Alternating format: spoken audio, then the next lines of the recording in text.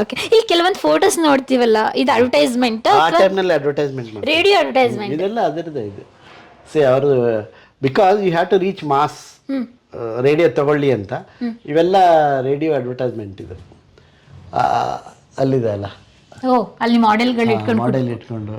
Okay, ಇವಾಗ celebrities ಇಟ್ಕೊಂಡು ಬೇರೆ ಬೇರೆ ಅಡ್ವರ್ಟೈಸ್ಮೆಂಟ್ ಎಲ್ಲ ನಮ್ಮಲ್ಲಿ ಆ ಮಾಡ್ತಾರಲ್ಲ. ಥರ ಮಾಡಿದ್ರು. ಮೀನಾ ಕುಮಾರಿ ಮಾಡಿದ್ರು, ಓ Hindi famous. Famous Hindi actress. Okay. ಇವೆಲ್ಲ ಅದು ಅಡ್ವರ್ಟೈಸ್ಮೆಂಟ್ಗಳದ್ದು. ಅಂದರೆ ಅದು ತೋರಿಸ್ತಾರೆ ನೋಡಿ, ಒಂದು ರೇಡಿಯೋ ಸುತ್ತ ಫ್ಯಾಮಿಲಿ ಕೂತ್ಕೊಂಡು ಕೇಳ್ತಾ ಇದ್ರು. ಹಿಂಗೆ ಇಷ್ಟು ಕ್ಯೂರಿಯಾಸಿಟಿಯಿಂದ ಕೇಳ್ತಾ ಇದ್ದಾರೆ. Because that was the only thing, I mean entertainment.